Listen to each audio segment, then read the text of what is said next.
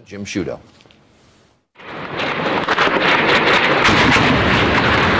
This is one of the deadliest attacks of the war. The target, a remote U.S. outpost in Wanat. The date, July 13, 2008. This video obtained by ABC News via the NIFA Foundation. Just a few hours earlier, Taliban fighters on their way to kill American soldiers. They chat calmly on their radios. "Relax, brother," says one. And they pray to Allah. And then, as dawn breaks, the assault begins with a hail of gunfire.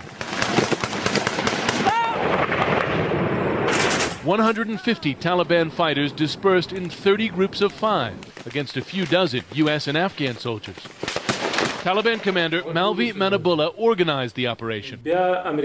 Local residents tipped us off about the base, he claimed. We attacked from 4 sides.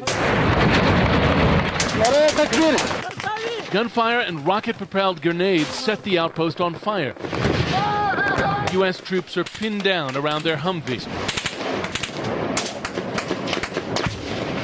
Tracers mark their return fire into the hills. Taliban fighters move closer, eventually right inside the camp. When the fighting finally ends, 9 Americans are dead.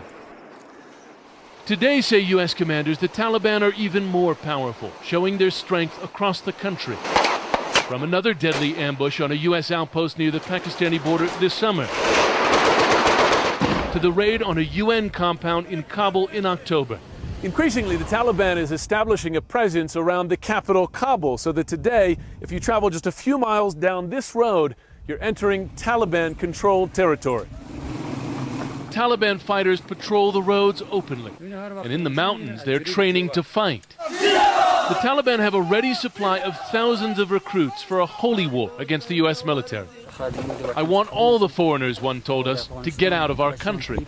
Back in Nuristan, 2 days after the attack, the outpost was abandoned, along with other small bases. Here, Taliban fighters are seen making their way inside one of them.